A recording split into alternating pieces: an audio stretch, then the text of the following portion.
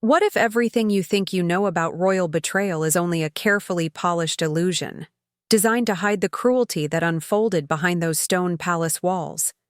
Imagine a queen, draped in gold and authority, suddenly stripped of every layer of dignity the moment the kingdom decides she has betrayed its expectations.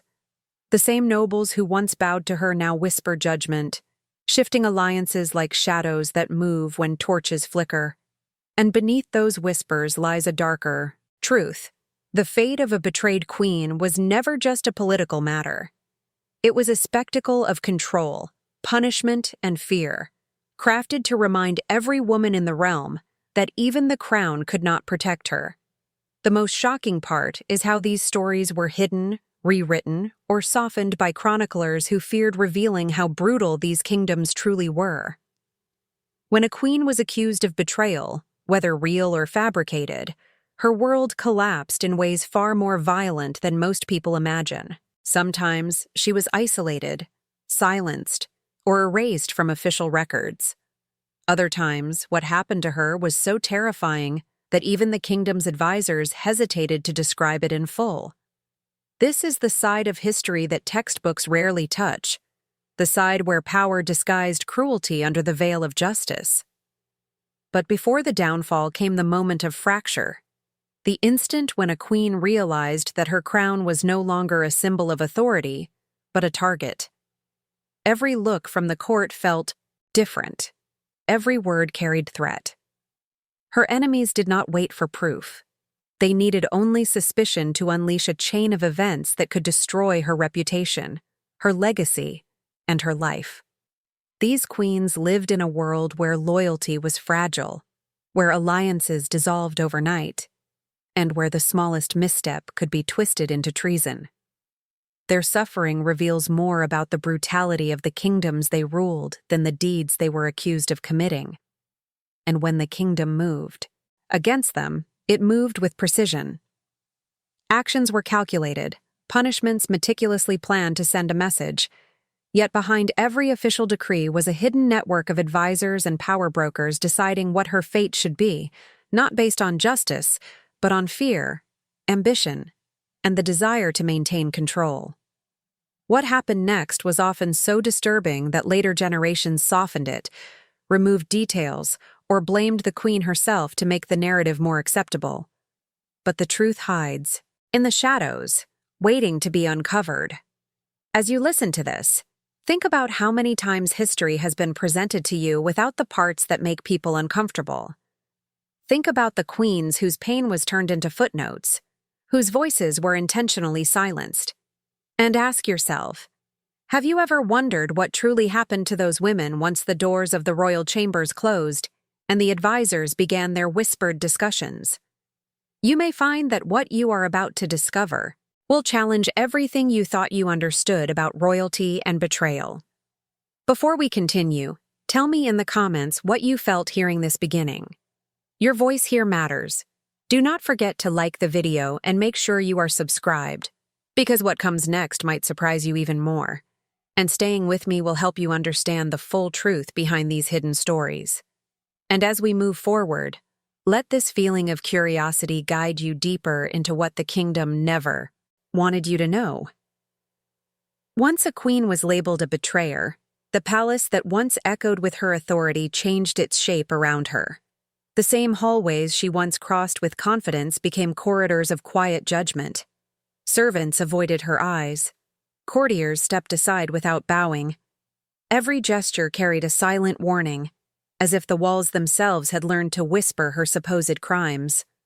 What had been a home of influence turned into a carefully orchestrated cage, designed not with iron bars but with isolation, surveillance, and the gradual erosion of her identity. Her chambers, previously filled with discussions of state affairs, now filled with oppressive quiet. Guards stood just far enough to seem respectful, yet close enough to remind her she was being watched. Meals arrived late or half cold. Trusted attendants disappeared, replaced by unfamiliar faces loyal not to her, but to whoever controlled the narrative outside those doors. Time, once structured by political duties, and royal responsibilities dissolved into a suspended state where each hour felt heavier than the last. This was not a prison defined by visible restraints. It was one constructed through social suffocation, a strategy designed to break the spirit without leaving physical marks. The advisors who engineered her downfall knew precisely what they were doing. They understood that taking a queen's freedom of movement was only the first step. The real punishment came in stripping away her influence. Letters she attempted to send were intercepted. Audiences she requested were denied. Rumors circulated in the court that she was unstable, emotional, or even dangerous. Each whisper served a purpose: to detach her from allies, to turn neutral figures against her, and to create a version of her that justified whatever would happen next. The palace did not need chains when it had reputation as a weapon. Even objects within her private chamber became reminders of what she had lost. The Arab, throne-like chair, where she once met diplomats, now stood untouched, a symbol of authority she was forbidden to exercise. Portraits of ancestors seemed to look down at her with disappointment, as though history itself had turned its back. She began to understand that her downfall was not just punishment for a perceived betrayal. It was choreography, crafted to erase her presence from political life long before any official decree was made. This was the hidden strategy of kingdoms that feared powerful women, make them disappear socially before removing them physically. Days blurred into each other as she waited for answers that never arrived. The silence pressed on her mind, creating a cruel form of torture that was both deliberate and deniable. The absence of information became its own kind of threat, reminding her that the kingdom controlled not just her fate, but the flow of truth. And in that oppressive quiet, she realized something even more unsettling. The court did not need to prove she was guilty. It only needed to make sure she no longer had the power to defend herself. It was in this fragile moment, when the palace had fully reshaped itself into a silent prison, that the next phase of her ordeal began. A phase driven not by confinement alone, but by rituals meant to dismantle her dignity piece by piece, out of sight and beyond the reach of those who might have protected her. Once the palace had reshaped itself into the silent prison that suffocated her every breath, the next stage of punishment unfolded with calculated cruelty disguised as tradition.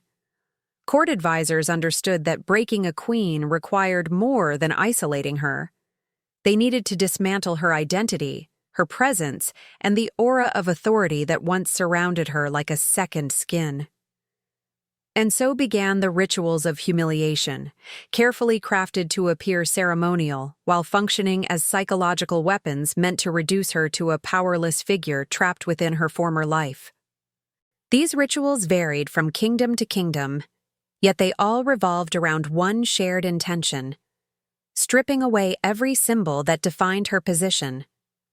The process often began with clothing, the very fabric that distinguished royalty from the common world. Her gowns of silk and embroidered emblems were taken from her, replaced with garments intentionally plain, sometimes rough or ill-fitted, as if her body itself no longer deserved comfort or respect. Each thread removed was not just a change of attire.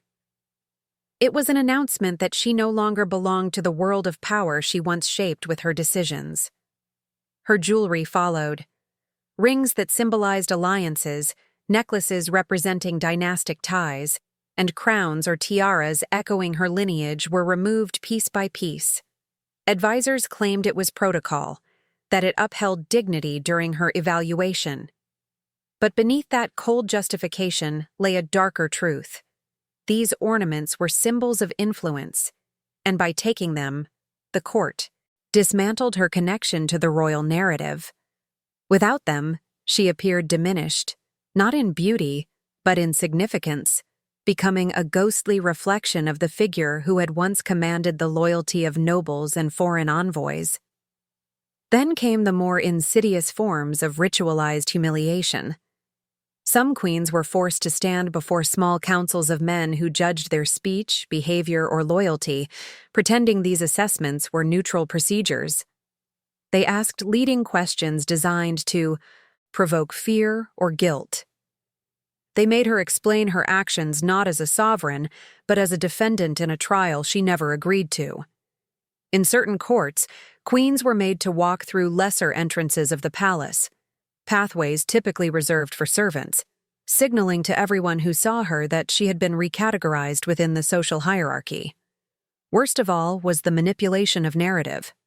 Chroniclers, scribes, and court storytellers were instructed to subtly alter the way she was described. In official reports, the dignified Her Majesty became the Queen, then the woman, then the accused. The language changed before her punishment even began, ensuring that any future version of her story carried the weight of disgrace. Once these accounts entered the kingdom's archives, they became powerful tools, shaping how generations would perceive her without ever knowing the truth behind the alterations. These rituals were not loud or visibly violent, but their impact was devastating. Each action chipped away at the foundation of her identity, leaving her stranded between the memory of who she had been and the forced reality imposed upon her. And the court knew exactly what they were doing. A queen whose dignity had been destroyed was easier to control, easier to condemn, and easier to erase. Once her authority was stripped from her in this ceremonial fashion, the realm moved seamlessly toward the next stage of her punishment, one that stepped out of symbolism and into far, harsher realms where her suffering would no longer be disguised behind ritual, but justified as necessity. Once the rituals of humiliation had stripped a queen of her symbols, her presence, and her dignity, the court moved into a darker phase of her dismantling, one that operated in absolute secrecy. Officially, nothing was happening. There were no public decrees, no formal accusations, no written records. But behind the heavy curtains of the advisory chambers, decisions were made that would determine the rest of her existence. These punishments were not discussed openly because they were not meant to be questioned. They belonged to a hidden system of control, carefully engineered by those who feared what a powerful woman could still represent even after her status had been reduced. Advisors understood that power did not vanish simply because they declared it gone. Influence could persist quietly in conversations or in the loyalty of old allies. So their first task was to ensure the queen remained completely isolated, not only physically, but politically. Messages she never sent were used as evidence of conspiracy. Neutral gestures were reframed as subversion. Even silence became a weapon against her. Her reputation was gradually dismantled through private conversations with nobles, where advisors spoke in half-truths that made her seem unpredictable, unstable, or even dangerous. This tactic ensured that anyone who once supported her would now hesitate, unsure whether aligning with her meant risking their own downfall. Then came the punishments disguised as administrative necessity. A queen might be denied access to her own estates, with advisors claiming they were protecting the realm from potential rebellion. Her servants were replaced once more, this time with people chosen specifically to report her every movement. Her access to food, clothing, writing materials, and communication was restricted under the pretense of maintaining order. Even her sleep was manipulated. Guards walked louder near her chambers at night. Doors creaked intentionally, and small noises echoed deliberately to keep her mind exhausted. These actions were designed not to harm her body directly, but to weaken her mentally until her resistance eroded. There were also punishments that targeted her sense of identity. Some courts forced a queen to witness the elevation of a rival, allowing her to see another woman occupy the spaces she once ruled. Others required her to participate in ceremonial acts that diminished her authority, such as presenting herself before minor officials who treated her with forced condescension. These gestures were subtle, but intentional. They reminded her that she no longer shaped the kingdom's narrative. Instead, she had become a spectacle used to reinforce the authority of those who had orchestrated her fall. But the most disturbing form of punishment was the manipulation of uncertainty. Advisors would summon her without warning, then dismiss her without explanation. They would hint at impending judgment, but never reveal when or how it would arrive. This state of suspended fear, where every moment carried the possibility of irreversible consequences, became a psychological torment more painful than any physical restraint. She lived in a world where the absence of knowledge was a blade always hovering just above her future, where each day brought another reminder that her fate depended on men who viewed her as an inconvenience to be managed rather than a sovereign to be respected. Through these hidden strategies, the advisors ensured that by the time the kingdom decided to move toward harsher measures, the queen would already be weakened, isolated, and stripped of the ability to defend herself. These punishments prepared the stage for what came next, a phase where brutality no longer needed to hide behind ceremony or strategy, because the world around her had already been conditioned to accept her suffering as inevitable. Before we continue, share your thoughts in the comments. What part of this hidden punishment system shocked you the most? As the queen's hidden punishment deepened, another force began to tighten around her, one far more powerful than the advisors who controlled her daily life. Politics and religion, often rivals for influence within the kingdom, found a rare point of agreement when a woman of royal blood needed to be broken. Together, they created a narrative so strong that it allowed even the most brutal actions to appear not only acceptable, but righteous.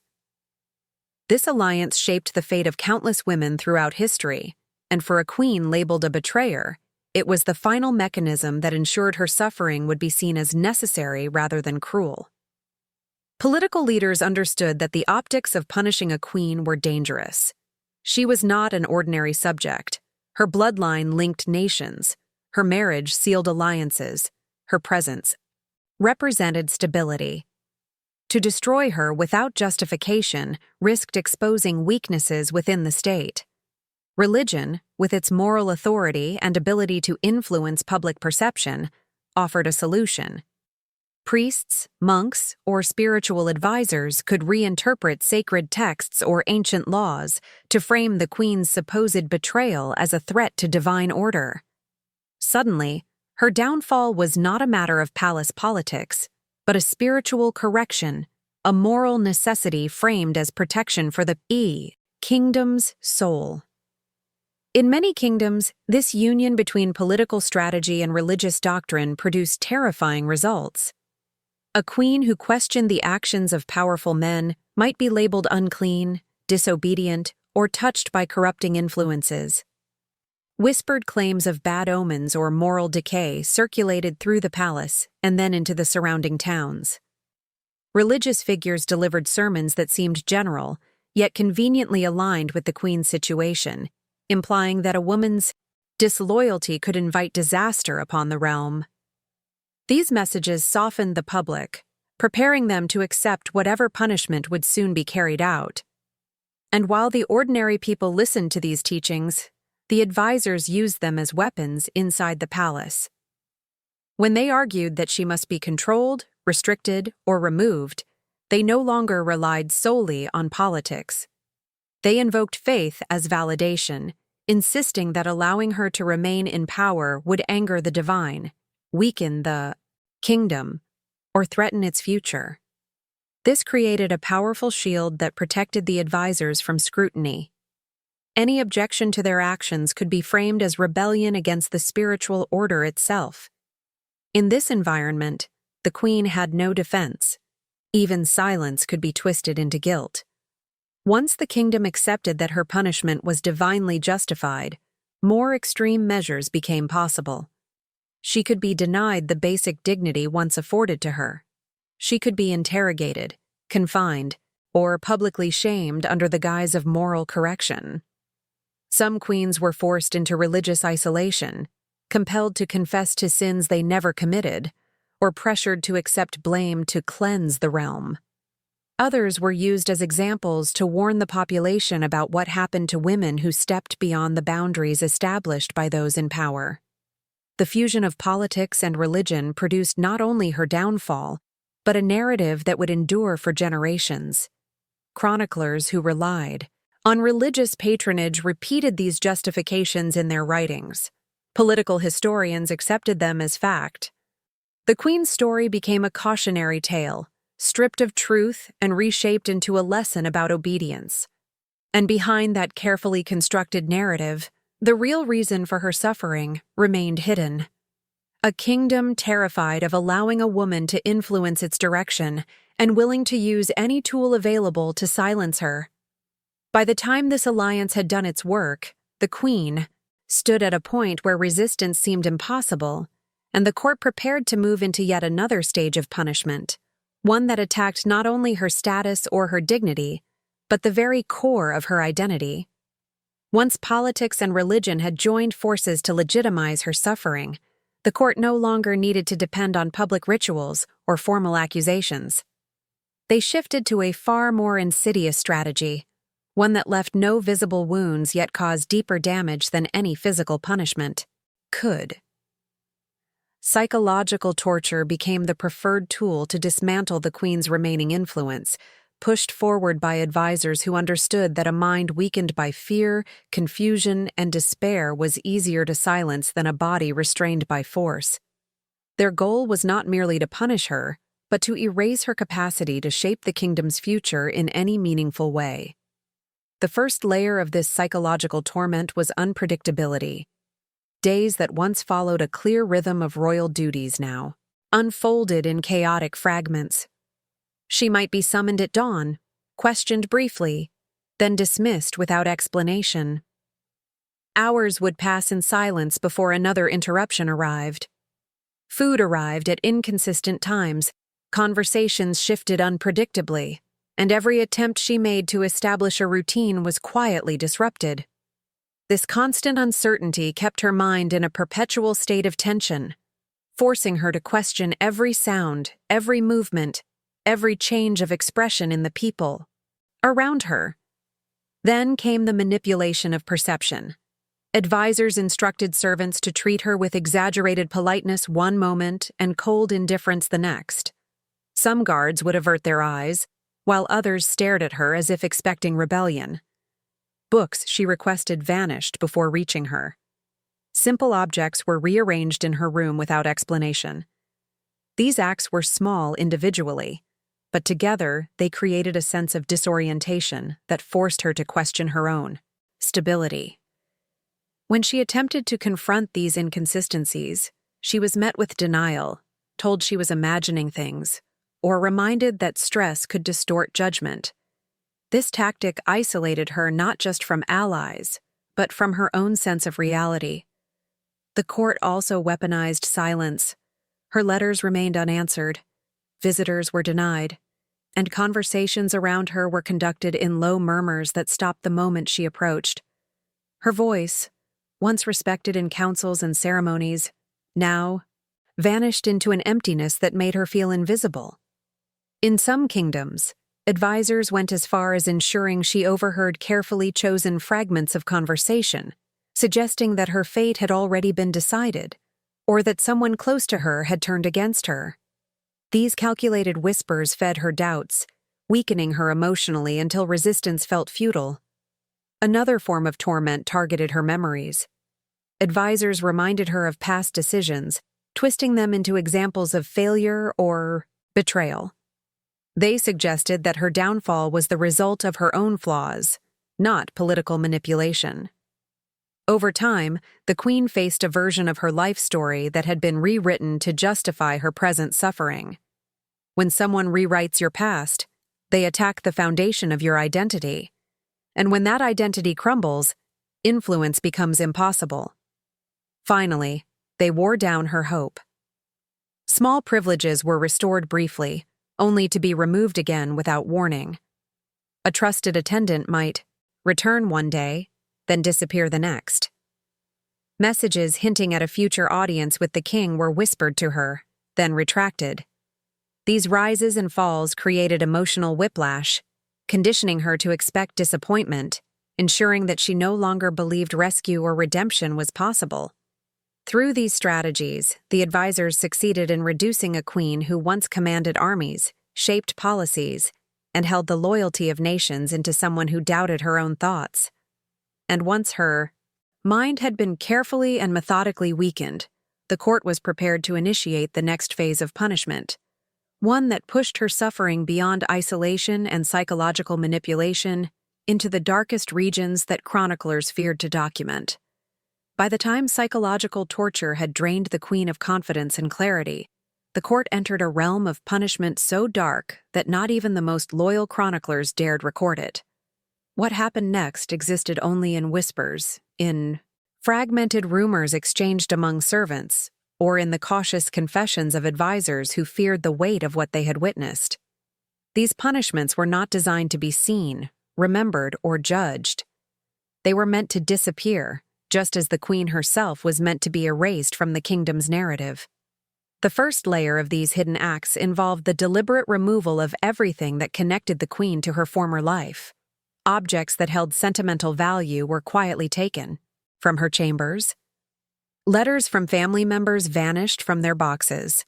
Portraits were removed from palace galleries, and household accounts were edited to exclude her contributions. Every trace of her influence was scrubbed clean, leaving her legacy fragmented and vulnerable to reinterpretation.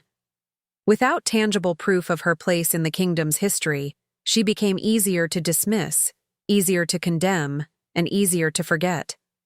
Then came a punishment designed to break her final emotional ties: the forced separation from those who still cared for her. Loyal attendants were dismissed or reassigned to distant posts. Friends were banned from seeing her. Even family members who attempted to intervene were threatened with political consequences. In some cases, the queen was led to believe that her allies had abandoned her, when in reality, they were silenced by fear. The court understood that isolation was not complete until a woman believed she had been forsaken by all who once supported her. The physical environment around her also shifted in subtle but terrifying ways. Her chambers were moved to colder, darker sections of the palace under the pretext of renovations or security. Windows were restricted or shuttered, lamps were rationed, furniture was minimized. The intention was not to injure her body, but to create a sensory deprivation that intensified the emotional weight of her plight. Living in perpetual dimness made days blend into nights, and this disorientation slowly eroded her remaining sense of self. But the darkest punishments were those meant to alter how the kingdom perceived her long after she was gone. Secret councils met to decide what future generations should believe. Some advisors forged correspondence to implicate her in plots she never conceived. Others inserted damaging rumors into chronicles before they were sealed in archives. A few kingdoms even created commemorative events that portrayed her downfall as a moral lesson disguised as tradition. These fabrications ensured that even centuries later, the queen's suffering would be distorted, reshaped into a cautionary tale rather than the tragedy it truly was. In the hidden corners of the palace, where no official record dared go, certain acts crossed into cruelty that defied explanation. Some queens were subjected to prolonged sensory manipulation, kept awake for days or confined in rooms engineered to amplify every sound. Others were forced to participate in rituals of penance that humiliated them before small circles of trusted advisors, ceremonies so degrading that even those present felt compelled to bury the memory. These actions carved deep wounds into the queen's spirit, shaping the final chapters of her life in ways history would never openly admit. And when the court finally decided that her suffering had served its purpose, the transition to the next stage of her erasure happened quietly, almost indifferently. What followed pushed her beyond the boundaries of palace punishment into a space where truth and myth blended, making it nearly impossible to separate what was done to her from what the kingdom wanted people to believe. Before we continue, tell me in the comments which part of these hidden punishments affected you the most. As the queen's suffering reached depths too disturbing for even her tormentors to acknowledge openly, the final layer of cruelty began, the deliberate rewriting of her story. Long before her punishment ended, the advisors who controlled the palace had already set in motion a process to reshape how future generations would understand her life, her actions, and her downfall. This manipulation of historical records was not an afterthought. It was part of a carefully coordinated effort to ensure that no matter what was done to her, the kingdom would never be held accountable. Truth itself became a weapon, sharpened to carve her memory into something unrecognizable. The first erasures were subtle. Chroniclers were instructed to revise descriptions of her temperament, replacing words like wise or diplomatic with impulsive, emotional, or unstable. Events where she had acted with courage or authority were reframed as oversteps or acts of defiance. These small distortions accumulated, gradually shifting the tone of her public image until she appeared less like a sovereign and more like a liability who had endangered those around her. Once this foundation was laid, larger alterations became easier to justify. Then came the omission of critical moments. Significant achievements she had led, treaties she had negotiated, or reforms she had inspired quietly vanished from the records. Political tensions sparked by rival factions were rewritten as the consequences of her misjudgment. In some accounts, major conflicts were portrayed as the result of her alleged betrayal, as if the kingdom's misfortunes had originated from her alone. This selective memory turned her into a convenient scapegoat, shielding the true architects of political disaster from responsibility. The advisors also manipulated personal correspondence. Letters she sent were edited, redacted, or destroyed. Replies she never received were fabricated after the fact to suggest that she had confessed to wrongdoing, apologized for imagined crimes, or accepted her punishment as deserved. These forged documents were sealed in archives as official evidence, ready to be discovered by future historians who would unknowingly carry forward the lies created by her enemies. Even artworks became tools in the kingdom's campaign against her. Portraits that once emphasized her dignity and royal presence were replaced with ones that exaggerated severity or fragility. Court painters, dependent on patronage, were pressured to depict her as stern, cold, or distant. These images shaped how subjects saw her and set the tone for how her story would be retold long after her voice had been silenced. Religious. Institutions, aligned with political leaders, added their own layer to this narrative reconstruction. Sermons delivered decades after her fall referenced her as an example of moral decline or spiritual corruption. In some kingdoms, her name became synonymous with danger or dishonor. Once these interpretations entered oral tradition, they took on a life of their own, traveling far beyond the palace and embedding themselves into cultural memory. By the time generations passed, the truth of her suffering was buried beneath layers of distortion. People remembered only the version of her that the kingdom had crafted, a queen whose downfall was inevitable, whose punishment was necessary, and whose legacy served as a warning rather than a tragedy. The atrocities committed against her were lost behind the polished surface of chronicle and tradition, hidden not because they were forgotten, but because they were deliberately erased. And yet, beneath that overwritten history, fragments of truth remained. Small inconsistencies in records, whispers preserved in lesser-known manuscripts, and contradictions scattered across different chronicles hinted at a darker reality. These fragments formed the faint outline of what truly happened to her, a buried truth waiting to be pieced together by those willing to look beyond the official version. And as these hidden clues accumulated, they revealed the next stage of her impact, one that extended far beyond her lifetime and reshaped the fate of entire dynasties. As the manipulated chronicles solidified a distorted version of the queen's life, the true aftermath of her suffering unfolded quietly in the corridors of power. Her story did not end with her erasure. In many ways, it was only the beginning of a deeper transformation that rippled through her dynasty, long after her voice had been silenced. The trauma inflicted upon her became a silent force shaping the decisions, alliances, and conflicts of the generations that followed. And although the kingdom tried to bury her truth, the consequences of their brutality left marks too deep to hide. The first impact was emotional. The royal family, regardless of their political alliances, felt the shock of what had been done to her. Children grew up hearing contradictory narratives, the official story portraying her as unstable or treacherous, and the whispered versions muttered by servants or distant relatives who had witnessed parts of her ordeal. These competing accounts created confusion, resentment, and fear within the bloodline. Heirs raised under such tension often made decisions driven not by strategy, but by unresolved trauma, shaping the kingdom's future more profoundly than any advisor intended. Next came the political instability.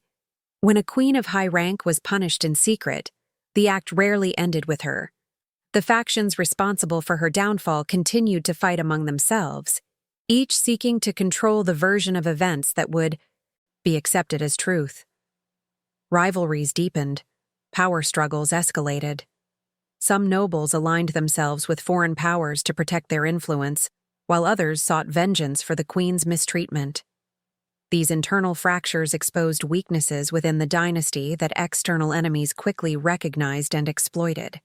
In some kingdoms, the queen's fate became a turning point that altered diplomatic relationships. Alliances formed through her marriage deteriorated once her punishment became known abroad, even in its sanitized version. Other rulers questioned whether such a kingdom could be trusted, or whether its internal instability made it a liability. This shift in foreign perception influenced war, trade, and territorial negotiations for decades. Her suffering, hidden within palace walls, unexpectedly shaped geopolitical realities across borders. Her absence also created a vacuum within the royal lineage. Queens, especially those of strong character, often served as stabilizing forces. They managed court relationships, calmed disputes, influenced succession planning, and maintained essential alliances. Without her, tensions escalated quickly.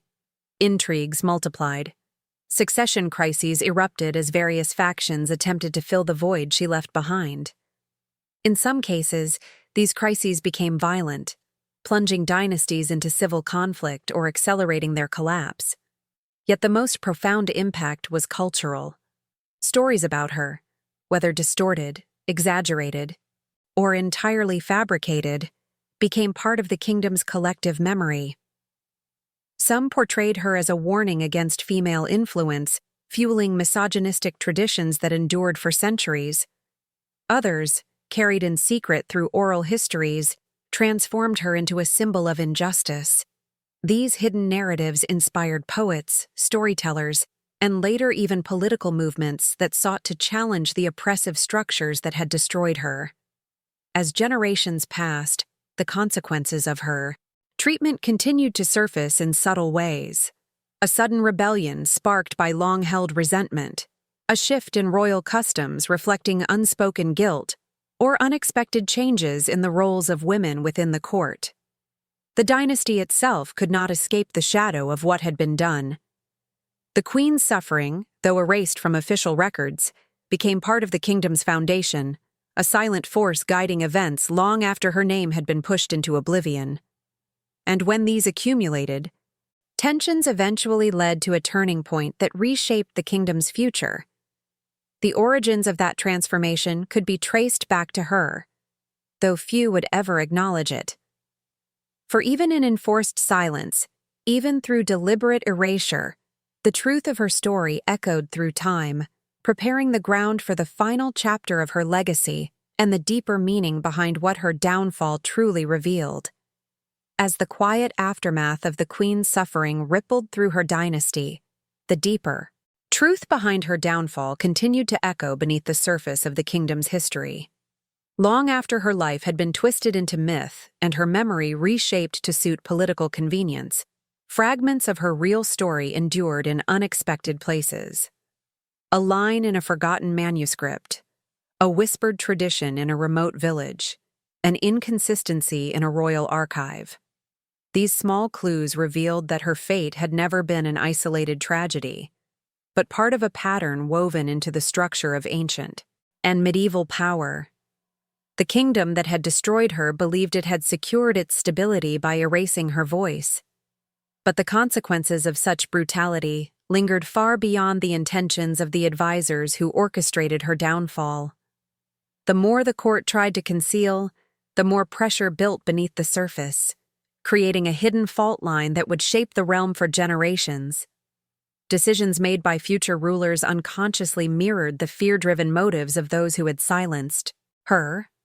Court customs evolved around unspoken memories of the cruelty she endured. Policies restricting women's influence lingered as residual shadows of the terror caused by her strength. Even the kingdom's culture bore traces of her suffering.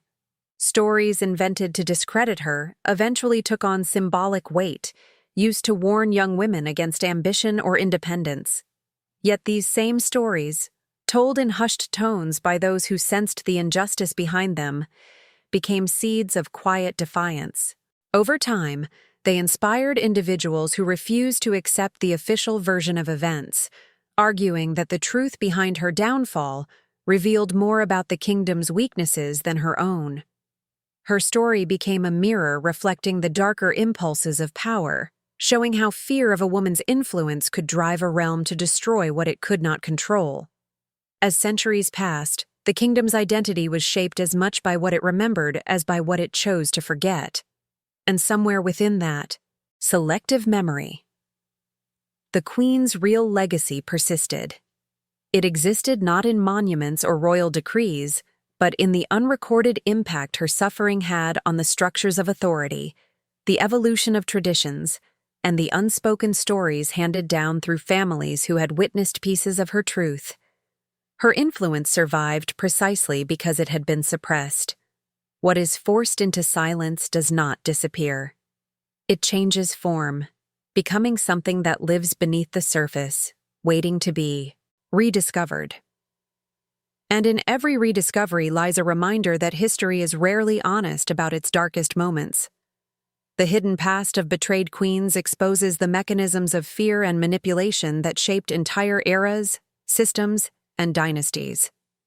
It shows that cruelty justified by politics, religion, or tradition leaves marks far deeper than those found in chronicles. It reveals how easily a kingdom can transform its most powerful women into warnings, legends, or scapegoats, all while hiding the truth that their suffering shaped the very foundations of the world that followed. So as we reach this point in the story, think about what it means to uncover truths that were never meant to be found. Think about how many voices were silenced, how many lives were reshaped, and how many legacies stand on shadows rather than clarity. And whatever we explore next, remember that every fragment of hidden history brings us closer to understanding the forces that shaped the world we inherited. If you stayed with me until this moment, leave a comment saying, "This message was for me, so I know you reached the end." And if this exploration helped you see history through a clearer lens, consider subscribing to the channel so you don't miss what we uncover next. A like also helps this story reach others who might never have imagined what truly happened behind the palace walls. And if you want to keep going, there is another video right here that connects with everything we explored today. Click and continue with me on this path of revealing what history tried so hard to hide.